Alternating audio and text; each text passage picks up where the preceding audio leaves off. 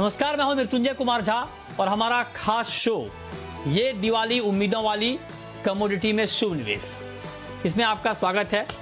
और सबसे पहले जी बिजनेस के सभी दर्शकों को दीपावली की ढेर सारी शुभकामनाएं। आज इस खास शो के जरिए हम आपको बताने की कोशिश करेंगे कि दिवाली पर आपके लिए कमोडिटी मार्केट में निवेश करने का कहां पर मौका है और आपको कितना रिटर्न आगे मिल सकता है और कौन सी कमोडिटी आपके लिए ज्यादा फायदेमंद होने वाली है, इसी पर हम बातचीत करेंगे। हमारे साथ मेहमानों का एक खास पैनल यहां पर मौजूद है आपको निवेश की राय देने के लिए। लेकिन सबसे पहले आपको दिखाते हैं कि हमने एक पोल किया है कि अगली दिवाली तक गोल्ड का प्राइस क्या होने वाला है, और जो पोल के नतीजे आए हैं वो बेहद दिलचस्प नतीजे हैं। और आप ये देखिए नतीजे क्या आए हैं। हमने अलग अलग ब्रोकरेज हाउस से बात की है, तो कोटक सिक्योरिटीज का मानना है कि अगली दिवाली तक गोल्ड का प्राइस 63,000 रुपए तक जा सकता है। चॉइस ब्रोकिंग भी 63,000 के भाव पर मुहर लगा रहा है। इसके अलावा मोतीलाल ओसवाल का मानना है कि 62,500 का भाव तो कहीं नहीं गया। ट्रेड बुल्स का भी मानना है कि 62,000 का भाव तो दिख ही जाएगा गोल्ड का। पैराडाइम कमोडिटी और एक्सिस सिक्योरिटीज, इन दोनों ब्रोकरेज हाउस का मानना है कि 57,000 के आसपास का भाव रहेगा। एंजल कमोडिटी 60 के भाव पर मुहर लगा रहा है। आनंद राठी का मानना है 57,000। ट्रस्ट लाइन और पृथ्वी फिनमार्ट, इन दोनों ब्रोकरेज हाउस का मानना है कि 60,000 का भाव तो आपको गोल्ड का दिख ही जाएगा। मतलब ये कि सारे जो ब्रोकरेज हाउस हैं उनका ये मानना है कि गोल्ड में आगे बड़ी तेजी रहेगी। लेवल थोड़ा ऊपर नीचे हो सकता है लेकिन तेजी रहेगी, इसको लेकर किसी में असहमति नहीं है। मतलब तेजी रहेगी, ये बात सारे लोग मान रहे हैं। तो अब सवाल यह है कि अगर गोल्ड में इतनी बड़ी तेजी आने वाली है तो क्या अभी इस भाव पर निवेश गोल्ड में कर लेना चाहिए दिवाली पर, या किसी और प्राइस के लिए इंतजार करना चाहिए, इस पर हम बातचीत करेंगे। और हमारे साथ कुछ खास मेहमान जुड़े हैं। हमारे साथ डीके अग्रवाल हैं, सीएमडी हैं एसएमसी इन्वेस्टमेंट्स के। हमारे साथ किशोर नारने हैं मोतीलाल ओसवाल के, और रविंद्र राव हैं कोटक सिक्योरिटीज के। आप तीनों मेहमानों का बहुत बहुत स्वागत है इस खास चर्चा में। मेरा सबसे पहला सवाल किशोर नारने जी आपसे होगा कि अगर हम दिवाली टू दिवाली देखें तो पिछली दिवाली से इस दिवाली तक गोल्ड का परफॉर्मेंस बहुत ही शानदार रहा है और पिछले एक साल में गोल्ड में 33% का रिटर्न मिला है और बहुत ही निवेशकों को मालामाल किया है गोल्ड ने। तो क्या अब अभी गोल्ड में इतना पोटेंशियल बाकी है कि अभी निवेश किया जाए और एक साल में ठीक ठाक रिटर्न गोल्ड में मिल जाएगा? आपका क्या मानना है? मृत्युंजय, आई थिंक सबसे पहले दर्शकों का सबको दीपावली का शुभकामनाएं।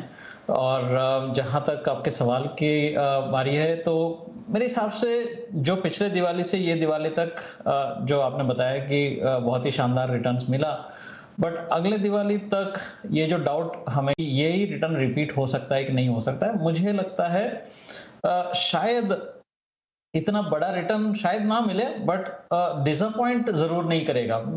मेरे हिसाब से आई थिंक 24-25% का रिटर्न कहीं नहीं गया।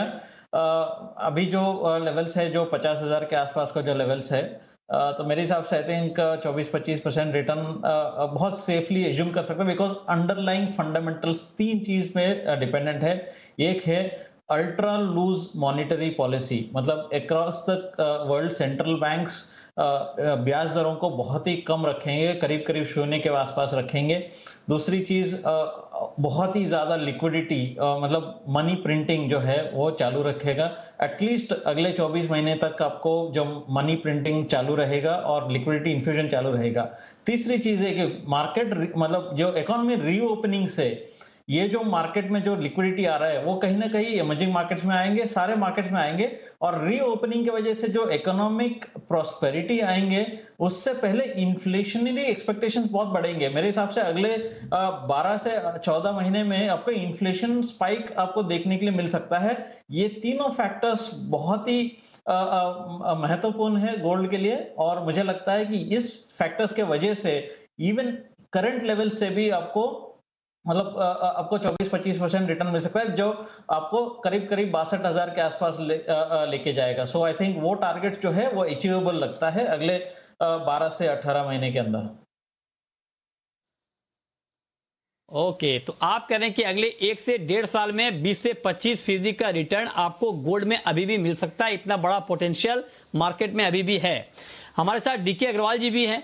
सर, आपका क्या मानना है? क्या आपको भी लगता है कि गोल्ड को अभी भी नहीं छोड़ना चाहिए? और गोल्ड ने जिस तरह से पिछले 1 साल में निवेशकों को मालामाल किया है, 30% से ज्यादा का रिटर्न, बहुत ही शानदार परफॉर्मेंस रहा है, तो क्या अभी भी गोल्ड में पैसा लगाना चाहिए? आपका क्या सुझाव है? मृत्युंजय, सबसे पहले मैं आपकी पूरी टीम को और आपके दर्शकों को सभी को बधाई देना चाहूँगा इस दिवाली के लिए भी और धनतेरस के लिए भी।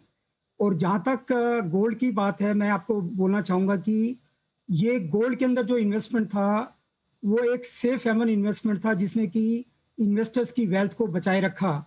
अगर हम देखें, लगभग 32% का रिटर्न गोल्ड में और सिल्वर के अंदर लगभग 35% का रिटर्न इस लास्ट दिवाली से इस दिवाली तक लोगों को मिला है। अभी आगे क्या होगा, ये बहुत कुछ डिपेंड करेगा। अभी जैसे हमने पीछे कुछ दिन पहले न्यूज़ आया था कि फाइजर ने जो वैक्सीन की एक पोटेंशियल, उनका जो एक वैक्सीन आने वाला है, जिसका कि वो बोल रहे हैं कि 90% सक्सेस रेशियो है और उसके साइड इफेक्ट्स भी नहीं है। तो इस तरह के जो न्यूज़ हैं, आई थिंक वो एक बहुत ही मटेरियल फैक्टर है, जो कि टेम्पररीली मेरे हिसाब से गोल्ड के प्राइसेस को अफेक्ट कर सकता है। लेकिन अगर हम लॉन्ग टर्म की बात करें, तो मेरा भी यही मानना है कि अगर हम सेंट्रल बैंक्स की बाइंग को देखें, लगभग पिछले 10 साल से लगातार सेंट्रल बैंक्स, जितने भी वर्ल्ड के सेंट्रल बैंक्स हैं, सभी गोल्ड की बाइंग कर रहे हैं। अगर मैं ईटीएफ की बात करूं, जो ईटीएफ गोल्ड ईटीएफ हैं, उनके अंदर पिछले 1 साल के अंदर लगभग 1000 टन की बाइंग हुई है, जो कि लगभग $57 बिलियन की अमाउंट के हिसाब से बैठती है। और लगभग टोटल उसमें इन्वेस्टमेंट $255 बिलियन का एयूएम आज गोल्ड बैक्ड ईटीएफ के अंदर है।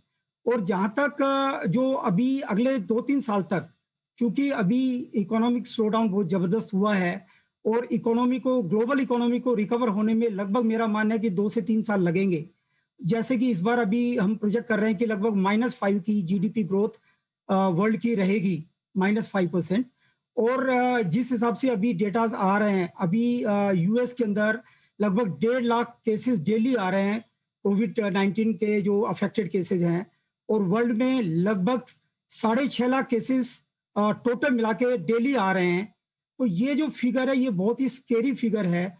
अभी लगभग 5.5 से 6 करोड़ के बीच में इन्फेक्टेड केसेस, लगभग 5 करोड़ 30 लाख कोविड के इन्फेक्टेड केसेस आ चुके हैं और लगभग 13 लाख लोग मर चुके हैं।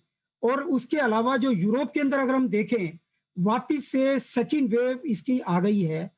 तो ये सब फैक्टर्स को देखते हुए मुझे लगता है कि अगले 2 साल तक इकोनॉमी के अंदर कोविड-19 का इफेक्ट रहेगा। इवन इफ कोई वैक्सीन अगर आता भी है, तब भी उसको लगाने के लिए लॉजिस्टिकली बहुत सारे इश्यूज हैं। तो मेरा मानना है कि 2 साल तक अगर लॉन्ग टर्म में कोई इन्वेस्ट करना चाहता है, उसके लिए गोल्ड एक सेफ हेवन इन्वेस्टमेंट है और गोल्ड एक अच्छा रिटर्न देगा।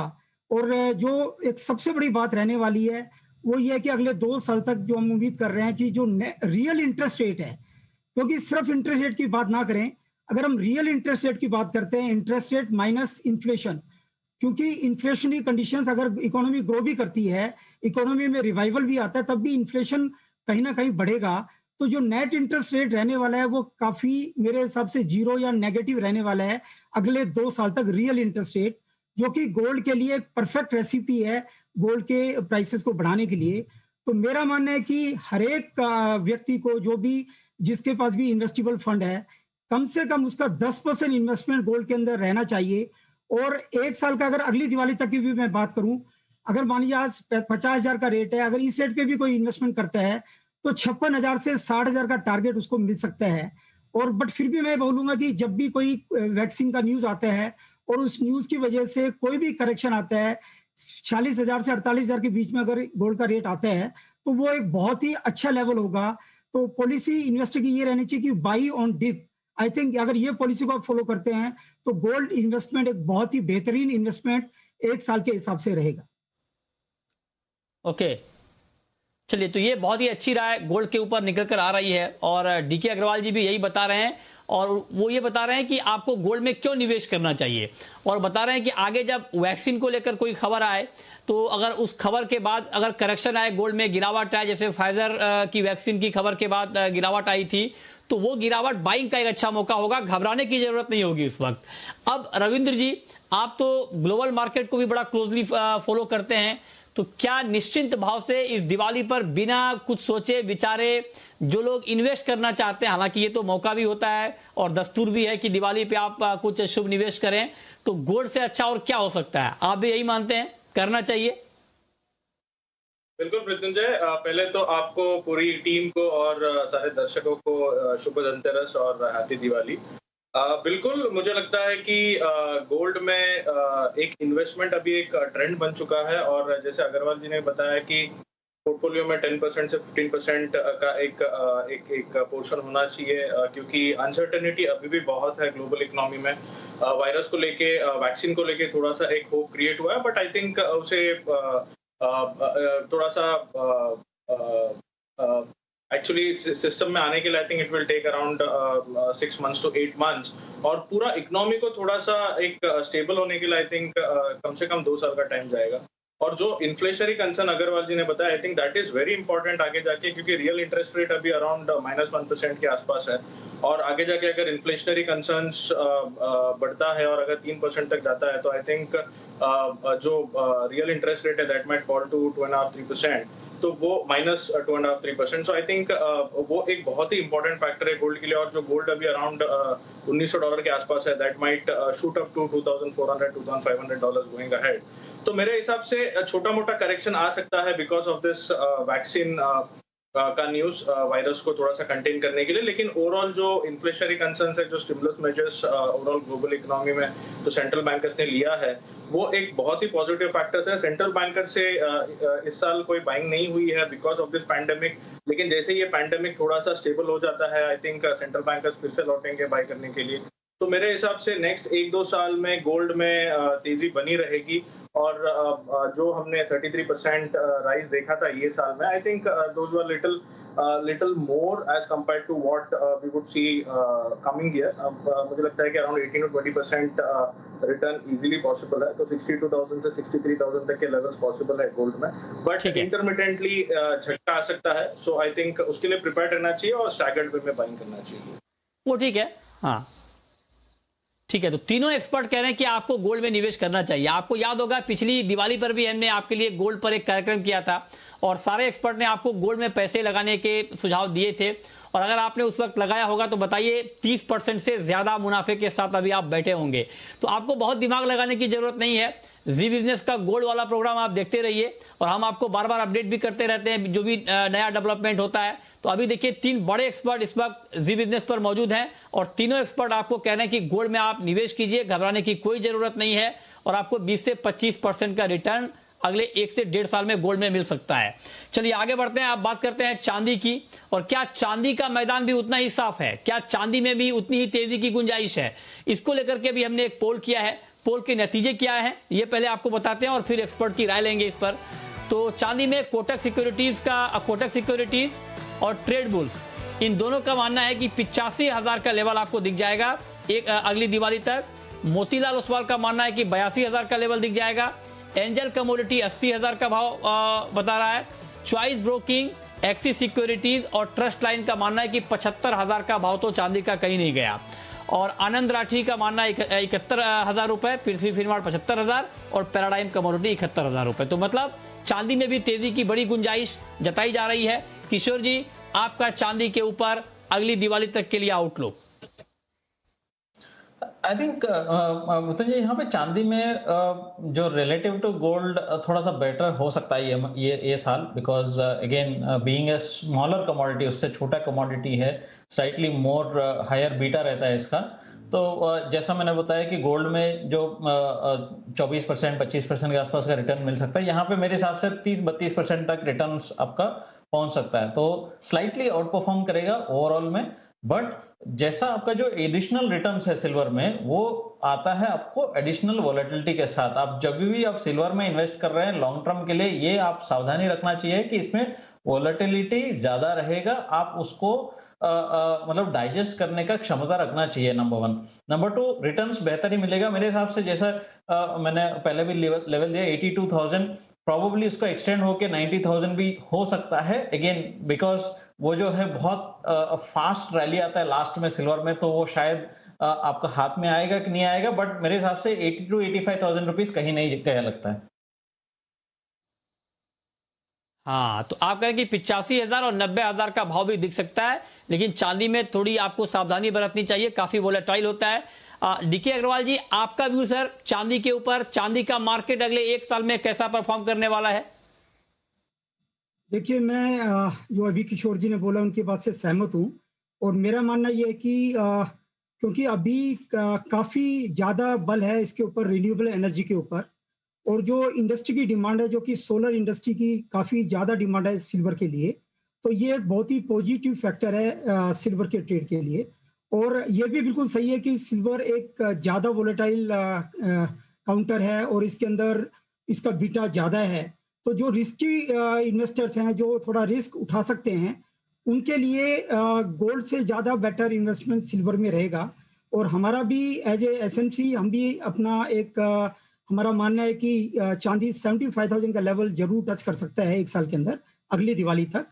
बट उस सब के बावजूद भी मैं ये बोलना चाहूँगा कि अभी एमसीएक्स ने एक कॉन्ट्रैक्ट लॉन्च किया है जिसको कि बुलडेक्स के नाम से बोलते हैं, जिसमें ये एक इंडेक्स है जिसके अंदर 70% के करीब वेटेज है गोल्ड की और 30% वेटेज है सिल्वर की।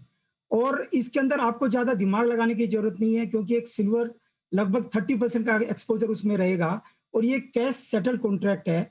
जो इन्वेस्टर जो फिजिकल डिलीवरी नहीं लेना चाहते और इस काउंटर के अंदर बुलियन में और बुलियन एज ए कॉम्प्लेक्स के अंदर एक्सपोजर लेना चाहते हैं, उनके लिए ये बहुत ही उम्दा प्रोडक्ट है और इन्वेस्टर उसमें एक्सपोजर ले सकते हैं। ऑटोमेटिकली आपका 70% एक्सपोजर गोल्ड में आएगा और 30% एक्सपोजर सिल्वर में आएगा। तो ये बहुत ही बेहतरीन प्रोडक्ट है, आप उसका भी फायदा उठा सकते हैं। अच्छा, ओके, तो आप कह रहे हैं कि चांदी में भी ट्रेड करना, निवेश करना बेहतर होगा। बिल्कुल संक्षेप में रविंद्र जी, वक्त बहुत कम है, एक साल के लिए आपका टारगेट और क्या चांदी में इन्वेस्ट किया जाए? बिल्कुल मृत्युंजय, आई थिंक चांदी में भी अपसाइड अभी बाकी है। और जैसे किशोर जी ने बताया कि इस साल हमें भी लग रहा है कि चांदी में अराउंड 35% तक का रिटर्न हम देख सकते हैं from this Diwali to next Diwali. और हमारा जो एक्सपेक्टेशन है अराउंड 85,000 का, अगर उसको लेके चलते हैं तो अराउंड 35% का रिटर्न आ रहा है। सो मेरे हिसाब से every dip is a buying opportunity. High beta commodity है तो थोड़ा सा अप एंड डाउन रहेगा, लेकिन इसका जो ओवरऑल सेंटीमेंट है वो अभी भी बुलिश है। और इंटरनेशनल में आई थिंक $35 से $40 तक के रेंज हम देख सकते हैं अपसाइड में। और अगर एमसीएक्स की बात करें तो I think 85,000 is very much possible, तो इन्वेस्टमेंट कर सकते हैं इवन सिल्वर में। ठीक है, तो अब बात करते हैं क्रूड की। और कच्चे तेल के लिए ये साल अगर दिवाली टू दिवाली कंपेयर करें तो प्राइस के लिहाज से अच्छा नहीं रहा है। प्राइस गिरे हैं क्रूड के और 24% तक की गिरावट आई है पिछली दिवाली से इस दिवाली तक कच्चे तेल की कीमतों में। डिमांड अभी भी कम है कोरोना की वजह से। तो ऐसे में डीके जी, संक्षेप में जरा बताएं सर कि क्रूड का मार्केट अभी आपको कैसा लग रहा है? देखिए, अभी हमने देखा है कि क्रूड के प्राइसेस कुछ बढ़े हैं, बट मेरा अभी भी मानना है कि क्रूड के अंदर चूंकि सप्लाई साइड से काफ़ी ज़्यादा सप्लाई है और अभी चूंकि अमेरिका के जो नए राष्ट्रपति बने हैं, जो 20 जनवरी को चार्ज लेंगे, कहीं ऐसा लगता है कि उनकी पॉलिसी थोड़ा डिफरेंट हो सकती है। ईरान को या वेनेजुएला को अगर वो थोड़ा रिलैक्सेशन दे दे, उस केस में सप्लाई और भी बढ़ जाएगी। और सेकेंडली, अभी जो एक रिन्यूएबल एनर्जी पे जो फोकस चल रहा है, उसको देखते हुए भी जो ऑयल की डिमांड है वो कम रहने वाली है। और जैसे कि हम अभी बात ही कर रहे थे कि अगले 2 साल तक इकोनॉमिक रिकवरी आने में टाइम लगेगा। जिस हिसाब से कोविड-19 का इम्पैक्ट अभी भी फील हो रहा है और जिस हिसाब से सेकेंड वेव यूरोप के अंदर है और वहाँ लॉकडाउन कई कंट्रीज ने इम्पोज कर दिया है, तो मुझे ऐसा लगता है कि क्रूड के प्राइसेस अभी भी ये हाई है और ये सस्टेन रहने वाले नहीं लगते। तो क्रूड के अंदर रेंज बाउंड ही रहेगा और ज़्यादा हम तेजी की उम्मीद नहीं करनी चाहिए। रादर यहाँ से प्राइसेस थोड़ा नीचे जा सकते हैं इसमें अपसाइड काफी कम नजर आती है। अच्छा, ठीक है। बिल्कुल संक्षेप में किशोर जी, ऐसे में क्रूड में अगर कोई ट्रेड लेना चाहे तो किस टारगेट को ध्यान में रखा जाए? आई थिंक यहाँ पे डेफिनेटली क्रूड मंदी का ही व्यू है लॉन्ग टर्म में। तो शॉर्ट टर्म में थोड़ा बहुत आपको उछाला मिल सकता है, बट बहुत ज़्यादा नहीं है। आई थिंक मेरे हिसाब से ब्रेंट अगर देखे 47-48 डॉलर्स के ऊपर तो जाने का कोई गुंजाइश लगता नहीं है। तो आई थिंक जो अगर लॉन्ग टर्म में भी अगर व्यू लेना चाहता है तो हार्डली आपको 10 से 12% का अपसाइड हो सकता है। It's range bound trade.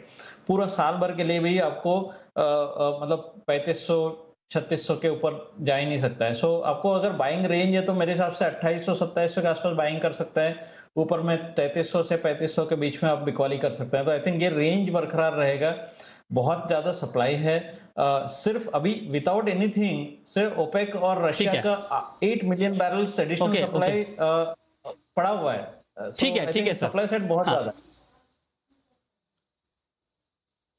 ठीक है, ओके। तो अच्छा, बिल्कुल संक्षेप में रविंद्र जी, मेटल मार्केट में कॉपर में अगर ट्रेड लेना हो तो क्या लेने का वक्त है, निवेश करना चाहिए कॉपर में? बिल्कुल पृथ्वी, आई थिंक इंफ्रास्ट्रक्चर स्पेंडिंग बढ़ रहा है चाइना से, और जो चिले और पेरू में जो सप्लाई इश्यूज चल रहे हैं, आई थिंक उसको अगर कंसिडर करें तो कॉपर मुझे लगता है कि अराउंड 580 से 590 तक जा सकता है एमसीएक्स पर।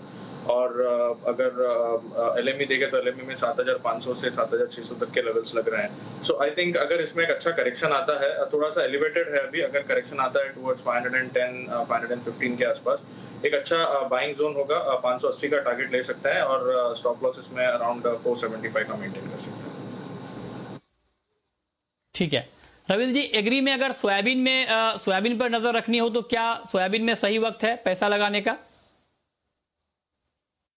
क्योंकि फंडामेंटल्स भी पॉजिटिव की तरफ पॉइंट कर रहा है, प्लस टेक्निकली भी अगर देखें तो प्राइसेस में एक तेजी लग रही है। यूएसडीए ने इस बार फिर से सोयाबीन का जो स्टॉक्स है उसे डाउनग्रेड किया है, 33% लोअर बताया है, तो वो एक सपोर्टिव फैक्टर है। प्लस ब्राजील में जो सोइंग है वो अभी भी पिकअप नहीं हो रही है because of La Nina conditions. तो मेरे हिसाब से सोयाबीन में सप्लाई टाइटनेस रहेगी और डिमांड अच्छा रहेगा because of good soya meal demand.